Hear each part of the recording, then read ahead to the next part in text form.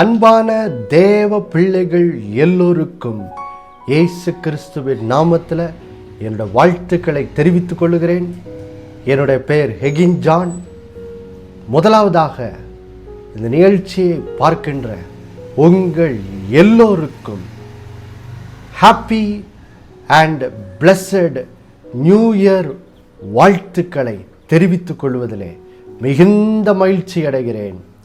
இந்த 2023 ஆண்டு உங்கள் எல்லோருக்கும் ஒரு சமாதானத்தின், சந்தோஷத்தின், ஆசீர்வாதத்தின் ஆண்டாய் இருக்கும்படி இயேசுவின் நாமத்தில் உங்கள் எல்லோருக்கும் வாழ்த்துக்களை தெரிவித்துக் கொள்கிறேன். விசேஷமாக இந்த வருஷத்தின் துவக்கத்திலே இந்த வசனத்தின்படி, எபிரேயர் 13 அதிகாரம் 5-6 வசனத்தின்படி இந்த நம்பிக்கை உங்கள் எல்லோரையும் நிரப்ப இயேசுவின் நாமத்தில் வாழ்த்துகிறேன். இந்த வசனம் சொல்லுகிறது, நான் உன்னை விட்டு விலகுவதும் இல்லை, உன்னை கைவிடுவதும் இல்லை என்று கர்த்தர் சொல்லியிருக்கிறாரே.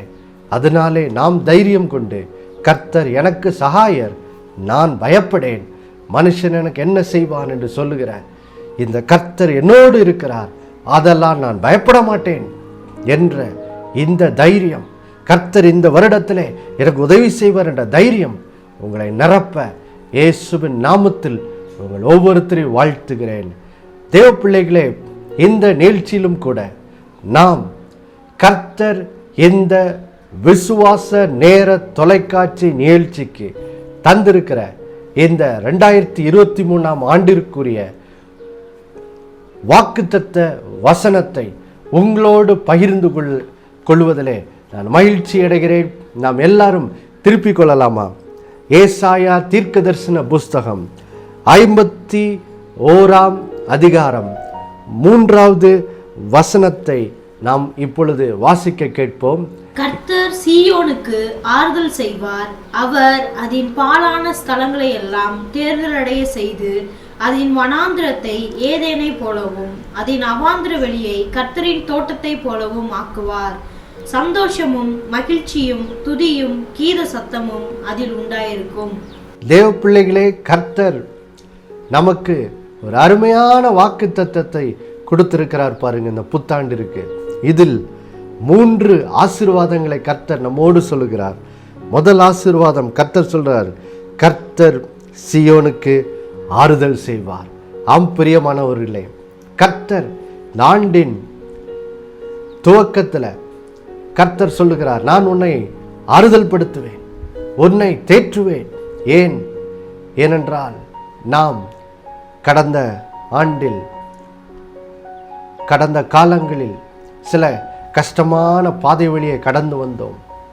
ஆதலால் நாம் சந்தித்த அந்த நெருக்கங்கள், அந்த பிரச்சனைகள் நம்முடைய உள்ளத்திலே மிகுந்த மனவேதனை, கசப்பை உண்டாக்கி இருக்கிறது. அதனால தான் ஆண்டவர் சொல்றாரு, வருஷத்தின் துவக்கத்தில் உன்னை நான் ஆசீர்வதிப்பதற்கு முன்னாடி முதலாவது உன்னுடைய இருதயத்திலே நான் உனக்கு ஆறுதல் அளிக்கப் போகிறேன், உன்னை நான் தேற்றப் போகிறேன், உன் உடைந்த உள்ளத்தை நான் குணமாக்கப் போகிறேன் என்று சொல்லி கர்த்தர் முதலாவதாக வாக்கு கொடுக்கிறார். இரண்டாவது, இந்த ஏசாயா 51:3 கர்த்தர் சொல்லுகிற 2வது ஆசீர்வாதம், கர்த்தர் சொல்றாரு, முதல்ல உன்னை ஆறுதல் படுத்துவேன், 2வது உன் வனாந்திரத்தை ஏதேன் தோட்டத்தை போலவும் கர்த்தரின் தோட்டத்தை போலவும் ஆக்குவேன் என்று சொல்லி அவர் வாக்கு பண்ணுகிறார். ஆம் பிரியமானவர்களே, ஒருவேளை இன்னைக்கு உங்களோட வாழ்க்கை ஒரு வனாந்திரத்தை போல ஒன்றுக்கும் பிரயோஜனப்படாத ஒரு வாழ்க்கையா இருக்கலாம். ஆனால் கர்த்தர் சொல்றாரு, ஒரு அழகிய ஏதேன் தோட்டத்தை போல். எப்படி ஏதேன் தோட்டம் மிகவும் ஒரு அழகான இடம், அது ஒரு மகிழ்ச்சியின் இடம். எங்கு சுற்றி பார்த்தாலும் அழகிய மரங்கள், அழகிய கனி கொடுக்கும் விருட்சங்கள். அது பாருங்க, அது பார்வைக்கு அழகும், பாருங்க, அது உண்பதற்கு மகிழ்ச்சி நிறைந்ததாகவும் இருந்தது. அப்போ ஒரு அழகான இடம். அப்படிப்பட்ட ஒரு அருமையான வாழ்க்கையாய் உங்கள் வாழ்க்கையை மாற்றப் போகிறார். உங்களுடைய வனாந்திர வாழ்க்கையை ஏதேனை போல கர்த்தருக்கு சாட்சியாய் விளங்குகிற ஒரு அருமையான வாழ்க்கையை மாற்றப் போகிறேன் என்று சொல்லுகிறார். மூன்றாவதாக சொல்லுகிறார், உன் வாழ்க்கையிலே சந்தோஷமும் மகிழ்ச்சியும் கர்த்தரை துதிக்கிற துதியும் கீத சத்தமும் உண்டாயிருக்கும் என்று சொல்லுகிறார். ஹல்லேலூயா! எவ்வளோ ஒரு அருமையான வாக்கு தத்தம் பாருங்க. நம்ம எல்லாரும் இணைந்து இந்த வாக்கு தத்தத்தை சேர்ந்து அறிக்கை செய்யலாமா? எல்லோரும் என்னோடு கூட சேர்ந்து உங்களோட கைகளை உயர்த்தி நான் சொல்ல சொல்ல திரும்ப என்னோடு சேர்ந்து இந்த வாக்கு தத்தத்தை அறிக்கை செய்யுங்கள். சொல்லுங்கள், இயேசுவின் நாமத்தில் கர்த்தர் இந்த 2023ஆம் ஆண்டிலே எனக்கு ஆறுதல் செய்வார். என்னுடைய வாழ்வின் வனாந்தரங்களை ஏதேன் தோட்டத்தைப் போலவும் கர்த்தரின் தோட்டத்தைப் போலவும் ஆக்குவார். என்னுடைய வாழ்விலே சந்தோஷமும் மகிழ்ச்சியும் துதியும் கீத சத்தமும் இந்த வருடம் முழுவதும் உண்டாயிருக்கும் இயேசுவின் நாமத்தில். ஹல்லேலூயா! எல்லாரும் உட்கார்ந்த இடத்திலேயே கரங்களை தட்டி நாம் கர்த்தரை மகிமைப்படுத்துவோமா? கர்த்தரை ஒரு மகிமைப்படுத்தும்படி கரங்களை உயர்த்தி கர்த்தருக்கு நன்றி சொல்லுங்கள். ஆண்டவரே, உமக்கு நன்றி. இப்படிப்பட்ட ஒரு அருமையான வாக்கு தத்தத்தை இந்த 2023ஆம் ஆண்டிற்காக எங்களுக்கு கொடுத்தீரே, உமக்கு நன்றி ஆண்டவரே, நன்றி ஆண்டவரே, நன்றி ஆண்டவரே. ஹல்லேலூயா! எவ்வளோ பெரிய சந்தோஷம் பாருங்கள் தேவ பிள்ளைகளே. இந்த வருஷத்தின் துவக்கத்தில் கர்த்தர் நம்மை பலப்படுத்தும்படி அவருடைய வார்த்தையை நமக்கு கொடுத்திருக்கிறார். பாருங்க, இந்த வாக்குத்தத்த வார்த்தையை இந்த வருடம் முழுவதும் என்ன செய்யுங்க? பற்றி கொள்ளுங்கள். இந்த வார்த்தையை என்ன செய்யுங்கள்? தினந்தோறும் வைத்து ஜெபியுங்கள். நிச்சயமாய் இந்த வாக்குத்தத்தம் சொல்லுகிறது போல உங்கள் வாழ்க்கையும் என்ன செய்யும்? மாறும். தேவ பிள்ளைகளே, இந்த நாளிலே இந்த வாக்குத்தத்த வசனத்தின் முதல் பகுதியை நாம் தியானிக்க போகிறோம். அது என்னது? கர்த்தர் சீயோனுக்கு ஆறுதல் செய்வார், அவர் அதன் பாழான ஸ்தலங்களை எல்லாம் தேறுதலடைய செய்வார் என்று ஏசாயா 51:3 சொல்லுகிற இந்த முதல் பகுதியை நாம் தியானிக்க போகிறோம். இதற்காக இப்பொழுது நாம் ஒரு வசனத்துக்கு செல்வோம். பாருங்கள், சங்கீதம் 147க்கு நாம் செல்வோம். சங்கீதம் 147 3வது வசனத்தை நாம் வாசிக்க கேட்கலாமா? சங்கீதம் 147 3வது வசனம். இருதயம் நொறுங்குண்டவர்களை குணமாக்குகிறார், அவர்களுடைய காயங்களை கட்டுகிறார். தேவ பிள்ளைகளே, கர்த்தர் நமக்கு ஆறுதல் செய்ய விரும்புகிறார் என்று சொல்லுகிற அந்த வார்த்தைக்கு அர்த்தம் என்ன? அதை விளக்கும் ஒரு அருமையான வசனம் தான் இந்த வசனம். பாருங்க, இங்கே ஆண்டவர் சொல்லுகிறார் பாருங்க, இருதயம் நொறுங்குண்டவர்களை குணமாக்குகிறார், அவர்களுடைய காயங்களை அவர் என்ன செய்கிறாராம்? கட்டுகிறார். இதற்கு இணையான இன்னொரு வசனத்தையும் நாம் வாசிக்க கேட்போம். மறுபடியுமா ஏசாயா 61க்கு வருவோம். பாருங்க, ஏசாயா 61ஆம் அதிகாரத்திலே, ஏசாயா 61ஆம் அதிகாரம் 1வது வசனத்தை நாம் இப்பொழுது வாசிக்க கேட்போம். கர்த்தராகிய தேவனுடைய ஆவியானவர் என்மேல் இருக்கிறார், சிறுமைப்பட்டவர்களுக்கு சுவிசேஷத்தை அறிவிக்க கர்த்தர் என்னை அபிஷேகம் பண்ணினார், இருதயம் நொறுங்குண்டவர்களுக்கு காயம் கட்டுதலையும், சிறைப்பட்டவர்களுக்கு விடுதலையும், கட்டுண்டவர்களுக்கு கட்ட அவிழ்த்தலை கூறவும். பாருங்கள் தேவ பிள்ளைகளே, இங்கே இயேசு இந்த பூமிக்கு வந்தபோது அவர் செய்ய போகிற ஊழியத்தை குறித்து இங்கே பழைய ஏற்பாட்டிலேயே ஏசாயா தீர்க்கதரிசி என்ன செய்கிறார்? தீர்க்க தரிசனம் உரைக்கிறார். இதே வசனத்தை தான் பின்பு இயேசு அவரோட ஊழியத்தை துவங்கும் போது லூக்கா 4:18 நாம் வாசிக்கிறதை பாருங்க, நம்ம பார்க்கிறோம். அங்கே லூக்கா 4:18. அப்போ இந்த வசனம் இயேசு நம்முடைய வாழ்க்கையிலே வரும்போது என்ன செய்கிறார் என்று சொல்லி விளக்குகிற ஒரு வசனமாக இருக்கிறது. அப்போ இங்கே பாருங்க, வேதம் சொல்லுகிறது பாருங்க, இங்கே இயேசுவின் மேலுள்ள அந்த அபிஷேகம் அது என்னவென்று சொல்லி இங்கே வசனத்திலே நமக்கு விளக்கி சொல்லுகிறது பாருங்க. இங்கே வசனம் சொல்லுகிறது பாருங்க, சுவிசேஷத்தை அறிவிக்க கர்த்தர் என்னை அபிஷேகம் பண்ணினார். இந்த வார்த்தையை தான் இயேசு பாருங்க, அவர் ஊழியத்துக்கு சென்ற எல்லா இடங்கள்லேயும் இந்த வசனத்தை தான் அவர் பாருங்க வாசித்து தன்னை மேசியாவாக ஜனங்களுக்கு என்ன செய்தார்? வெளிப்படுத்தினார். அப்போது இயேசு எதற்காக பிதாவாகிய தேவனால் அபிஷேகிக்கப்பட்டிருக்கிறார்?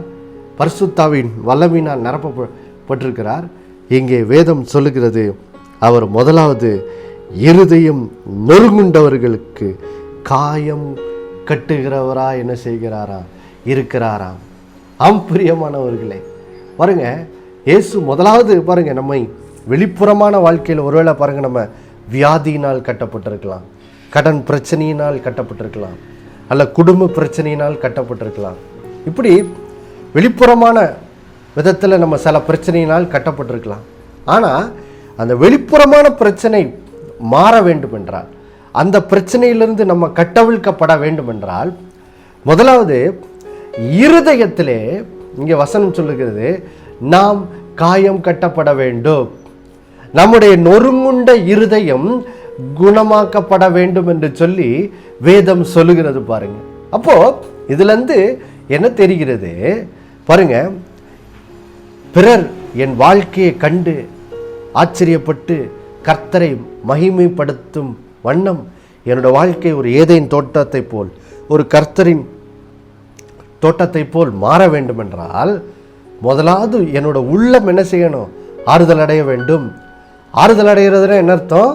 என்னோட நொறுங்குண்ட இருதயம் குணமாகி என்னுடைய காயங்கள் எல்லாம் என்ன செய்யப்பட வேண்டியிருக்கு? காயம் கட்டப்பட வேண்டியதாய் இருக்கிறது. பாருங்கள் தேவ பிள்ளைகளே, இந்த ஏசாயா 51ஆம் அதிகாரம் 3வது வசனத்தை கர்த்தர் நமக்கு வாக்குத்தத்தமாய் கொடுத்திருக்கிறாரே. இந்த வசனம் ஏசாயா தீர்க்கதரிசி இதை தீர்க்கதரிசனம் உரைக்கும் போது யாருக்கு பேசினார் என்றால், மிகுந்த நொறுங்குண்டு போய் வேதனையிலே வாழ்ந்து கொண்டிருந்த இஸ்ரேல் ஜனங்களுக்கு தான் அதை பேசுகிறார். பாருங்க, குறிப்பாக எந்த காலகட்டத்தில் வாழ்ந்த இஸ்ரேல் ஜனங்களுக்கு பேசுகிறார்? பாபிலோன் ராஜா நேபுகாத் நேச்சார் பாருங்க இஸ்ரேல் தேசத்தை கைப்பற்றி இஸ்ரேல் தேசத்தின் ஜனங்களை அடிமைகளாக என்ன செய்து விட்டார்? அவர்களை பாபிலோனுக்கு சிறைப்படுத்தி கொண்டு போய்விட்டார். அப்போது பாபிலோனிலே சிறைப்பட்டு கிடக்கிற இஸ்ரேல் ஜனங்களுக்கு அவர்களை மறுபடியும் உற்சாகப்படுத்தும்படி, அவர்களை பலப்படுத்தும்படி தான் இந்த வார்த்தைகளை ஏசாயா தீர்க்கதரிசி என்ன செய்கிறார்? பேசுகிறார். அப்போ யோசித்து பாருங்க, நொறுங்குண்ட ஜனங்களுக்கு முதலாவது கிடைக்க வேண்டிய ஆசீர்வாதம் என்னது? அவங்களுடைய உள்ள என்ன செய்யணும்? ஆறுதல் அடையணும். ஆறுதல் அடைஞ்சாதான் அவங்களோட வெளிப்புறமான வாழ்க்கையில் ஒரு மாற்றத்தை அவங்க என்ன செய்ய முடியும்?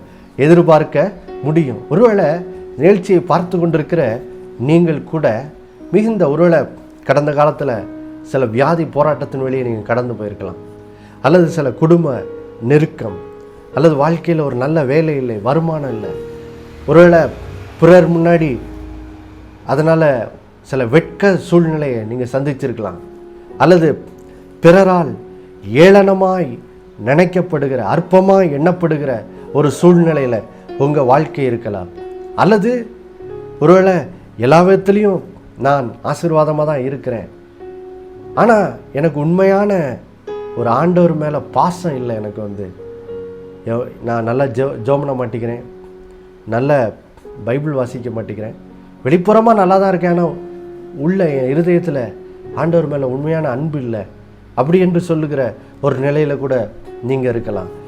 எந்த நிலையில் இருந்தாலும் பரவாயில்ல. பாருங்கள், ஆண்டவர் சொல்கிறாரு, ஒருவேளை வெளிப்புறமாக எல்லாம் நல்லா இருக்கு, ஆனால் இருதயத்தில் ஆண்டவர் மேலே எனக்கு நேசமில்லை என்று சொன்னால் பாருங்கள், உங்கள் உள்ளத்திலே கர்த்தரை பேரில் ஒரு அன்பு உண்டாக்கும்படி தான் உங்கள் இருதயத்தை அவர் தேற்ற விரும்புகிறார். நீங்கள் ஏன் இவ்வளோ நாள் ஆண்டவரை தேடலை?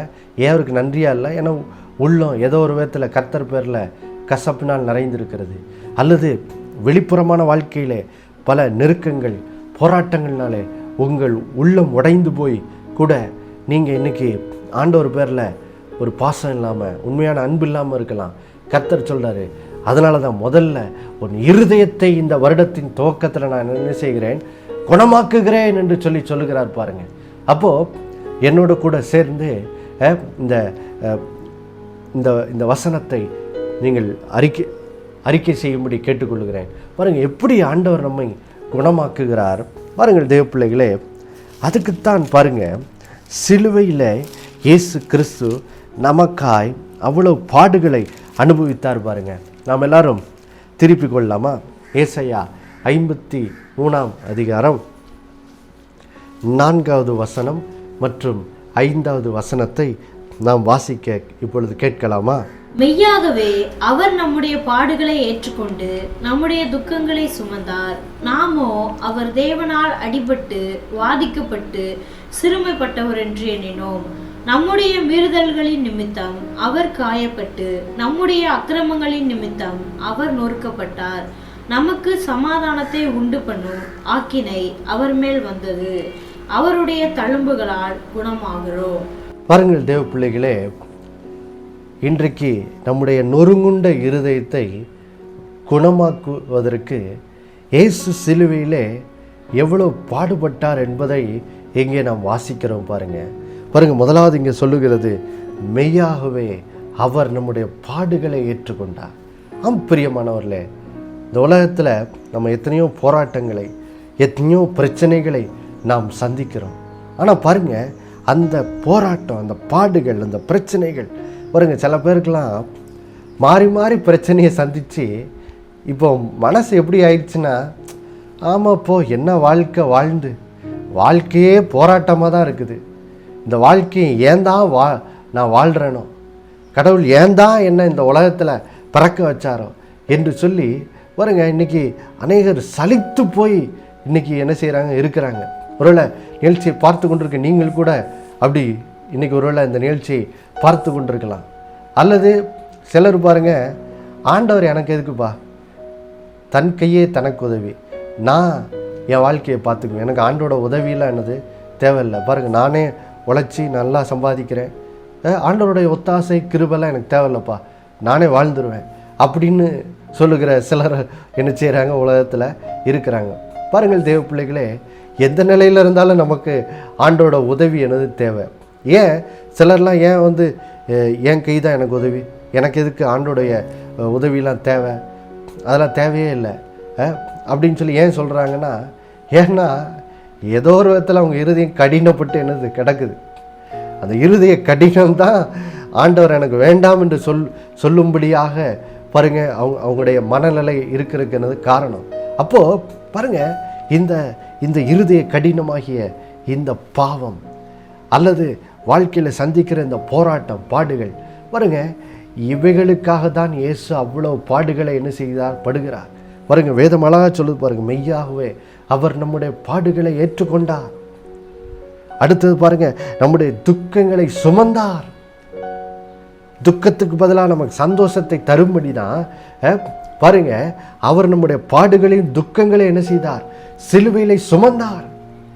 அப்போ இன்றைக்கு ஒருவேளை வாழ்க்கையில மாறி மாறி பிரச்சனை வழியே கடந்து போய் நான் எதுக்கு வாழணும், எதுக்குத்தான் அந்த வாழ்க்கையோ என்று போய் சலித்து போய் மனவேதனையிலே நீங்கள் இருந்தீர்கள் என்றால் கர்த்தர் சொல்றாரு, உங்களுக்கு இந்த புதிய வருடத்திலே புதிய நம்பிக்கை தரும்படி அவர் சொல்றாரு, என் மகனே, என் மகளே, உன்னுடைய பாடுகளை நான் சிலுவையில ஏற்றுக்கொண்டேன், உன்னுடைய துக்கங்களை நான் சிலுவையில சுமந்து விட்டேன். உன்னுடைய பாட்டை தான்ப்பா நான் சிலுவையில சுமந்தேன்.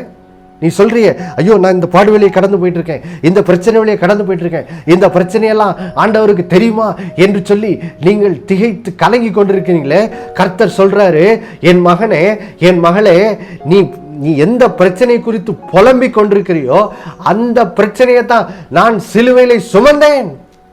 நீ பட்டு கொண்டிருக்கிறிய அந்த மனவேதனை, அந்த மன துக்கம், அதை தான்ப்பா நான் சிலுவையில சுமந்திருக்கிறேன். அதனால் நீ கடந்து போகிற பாடு எனக்கு புரியும். இன்னொரு வசனத்தை நம்ம வாசிக்க கேட்கலாம். புதிய ஏற்பாட்டிலே எபிரேயர் 2ஆம் அதிகாரம் கடைசி வசனம். எபிரேயர் 2ஆம் அதிகாரம், அந்த அதிகாரத்தில் கடைசி வசனத்தை நாம் இப்பொழுது வாசிக்க கேட்போம்.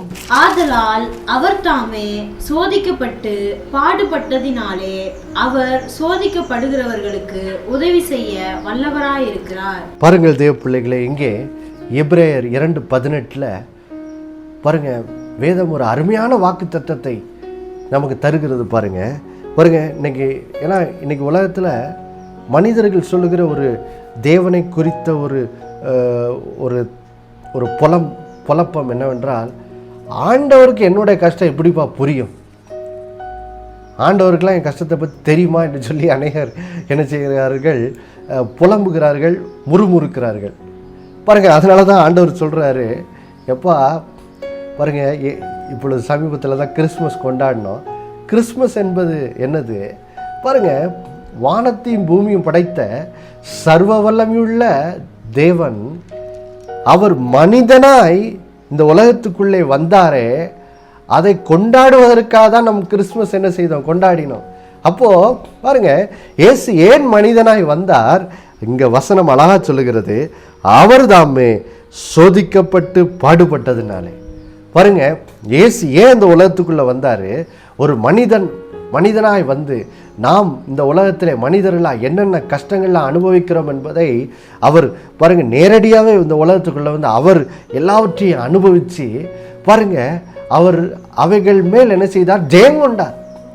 அந்த பாடுகளை, அந்த சோதனைகளை, வேதனைகளை எல்லாவற்றையும் அவர் என்ன செய்தார், ஜெயம் கொண்டார். பாருங்க, ஜெயித்து இப்போ அந்த ஜெயத்தையும் இந்த பிரச்சனை நடுவில் நமக்கு உதவியும் செய்யும்படி தான் பாருங்க அவர் காத்திருக்க. அதான் வசனம் சொல்லுது பாருங்க, அவர் தாமே, இயேசு தாமே, அவரும் நம்மை போல சோதிக்கப்பட்டு பாடுபட்டதுனாலே இப்போ நாம் சோதிக்கப்படும் போது நமக்கு உதவி செய்ய அவர் என்ன செய்கிறார், வல்லவராக இருக்கிறார்.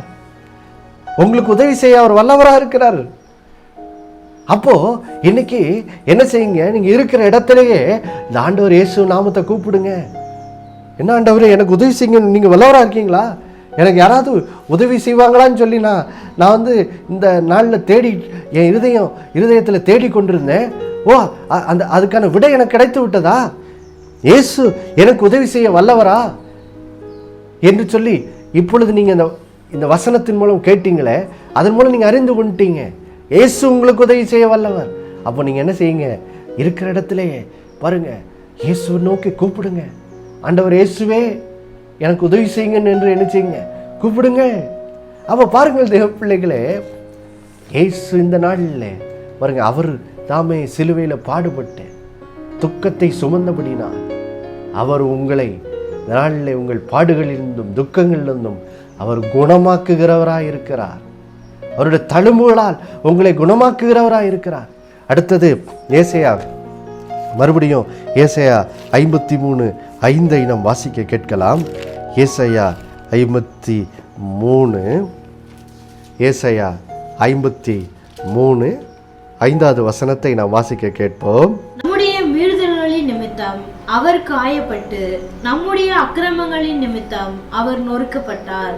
நமக்கு சமாதானத்தை உண்டு பண்ணும் ஆக்கினை அவர் மேல் வந்தது, அவருடைய தழும்புகளால் குணமாகிறோம்.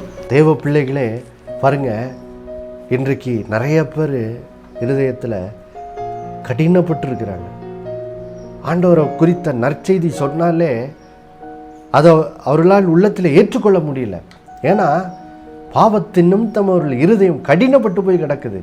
பாருங்க, இங்கே வேதம் சொல்லுகிறது, நம்முடைய பாவத்தின் நிமித்தம், நம்முடைய அந்த இருதய கடினத்தின் நிமித்தம் தான் இயேசு சிலுவையிலே அவர் பாருங்க காயப்பட்டு நொறுக்கப்பட்டார். காயப்பட்டு நொறுக்கப்பட்டார். தேவ பிள்ளைகளே, அவருடைய கைகள் கால்கள் ஆணிகளால் அடிக்கப்பட்டது. ஏன்? இன்றைக்கு உங்களுடைய அந்த கடினப்பட்ட இருதயத்தை குணமாக்குவதற்காகத்தான். வெறும் நொறுங்குண்ட இருதயத்தை மாத்திரமல்ல, இன்னொரு பக்கம் பாவத்தினால் கடினப்பட்டு கிடக்கிற அந்த இருதயத்தை குணமாக்கும்படிதான் இயேசு சிலுவையிலே நொறுக்கப்பட்டார், காயப்பட்டார். தேவ பிள்ளைகளே, அதனால இப்போ என்ன நடக்குதா? வேதம் சொல்லுகிறது, அந்த கடைசி பகுதியை வாசிக்க கேட்கலாமா? நமக்கு சமாதானத்தை உண்டு பண்ணும் ஆக்கினை அவர் மேல் வந்தது, அவருடைய தழும்புகளால் குணமாகிறோம்.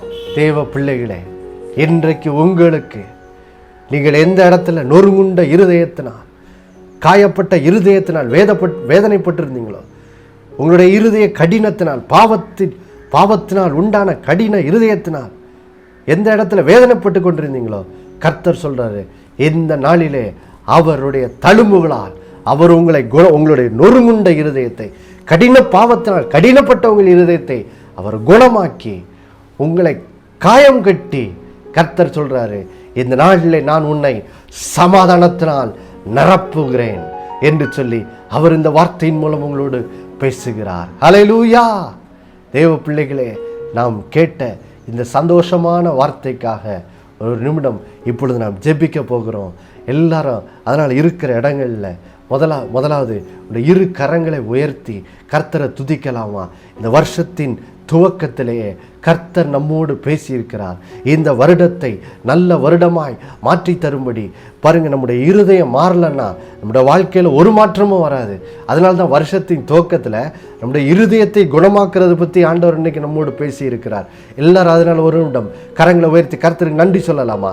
நன்றி பிதாவே, பரலோக தகப்பனே, ஆண்டவரா இயேசுவின் நாமத்தில் ஆண்டவரே, இதனாலுமே நாங்கள் துதிக்கிறோம். ஆண்டவரே ஸ்தோத்திரிக்கிற இருக்கிற இடத்திலேயே எல்லாரும் நீங்கள் பாருங்க, ஒரு முழங்கால் படியிடும், முழங்கால் படியிட்டுக் கொள்ளுங்கள். இருக்கிற இடங்களே உட்கார்ந்து கண்களை மூடி உடைய இரு கரங்களை கர்த்தரை நோக்கி உயர்த்தி ஒரு நிமிடம் கர்த்தரை துதிங்க பார்க்கலாம்.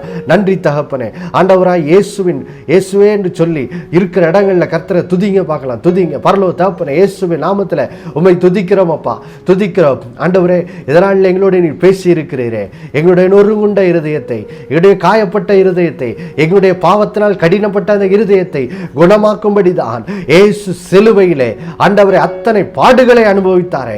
அவர் தாமே சோதிக்கப்பட்டு பாடுபட்டதினாலே இன்றைக்கு சோதிக்கப்படுகிற எங்களுக்கு உதவி செய்ய அவர் வல்லவராய் இருக்கிறார், எங்களை குணமாக்க அவர் வல்லவராய் இருக்கிறார் என்று சொல்லி கேள்விப்பட்டோமே. இந்த நற்செய்திக்காய் ஸ்தோத்திரம், ஸ்தோத்திரம், மகிமைப்படுத்துகிறோம், கனம் பண்ணுகிறோம். ஆண்டவரே இப்பொழுதும் ஆண்டவரே இந்த நிகழ்ச்சியை பார்த்து கொண்டிருக்கிற ஒவ்வொருத்தருக்காய் ஜெபிக்கிறோம். பெரியோர் சிறியோர் ஆண்டவரே, எந்த வயதினராக இருந்தாலும் பரவாயில்ல, அவர் ஒவ்வொருத்தருக்காய் நாங்கள் ஜெபிக்கிறோம். ஆண்டவரே இயேசுவின் நாமத்தில் இப்பொழுது யாரெல்லாம் ஆண்டவரே நொறுங்குண்ட இருதயத்தோடு நிகழ்ச்சியை பார்த்து கொண்டிருக்கிறார்களோ, இப்பொழுது இயேசுவின் தழும்புகளால் இப்பொழுது அவர்கள் நொறுங்குண்ட இருதயம் குணமடையட்டும். யாரெல்லாம் இருதயத்திலே பல விதமான காயங்களோடு இருக்கிறார்களோ, அந்த காயம்பட்ட இருதயம் இப்பொழுது இயேசுவின் தழும்புகளால் காயம் கட்ட படுவதாக இயேசுவின் நாமத்தில் ஜெபிக்கிறோம். அது மாத்திரமல்ல, யாருடைய இருதயம்லாம் தங்களுடைய பாவத்தினால் யாரோட இருதயம் கடினப்பட்டு கிடக்குதோ, பெருமையினால் நிறைந்திருக்கிறதோ, இப்பொழுது அந்த கடினப்பட்ட பெருமையுள்ள இருதயம் இயேசுவின் தழும்புகளால் குணமாகட்டும். இயேசுவின் நாமத்தில் இப்பொழுது ஆண்டவரே ஸ்தோத்திரம். வேதத்திலே சொல்லியிருக்கிறீங்களே, நானே உங்களை ஆறுதல் செய்வேன் என்று சொல்லி கர்த்தர் சீயோனுக்கு ஆறுதல் செய்வார் என்று சொன்னீங்களே. இப்பொழுது கர்த்தருடைய ஆறுதல் உம்முடைய பிள்ளைகளை நிரப்புவதாக. ஸ்தோத்திரம் அப்பா, ஆறுதல் நிரப்பட்டும். இப்பொழுதே உம்முடைய பிள்ளைகளுடைய இருதயம் உம்முடைய சமாதானத்தினால் நிரப்பப்படுவதாக இயேசுவின் நாமத்தில். அப்படி செய்ததுக்காக நன்றி அப்பா, நன்றி. இயேசுவின் நாமத்தில் வேண்டிக் கொள்ளுகிறோம் எங்கள் நல்ல பிதாவே, ஆமென். மறுபடியும் அடுத்த வாரம் உங்களை சந்திக்கும் வரை உங்களுக்கு நினைப்பூட்டுகிறேன். இயேசுவே ஆண்டவர். ஆமென்.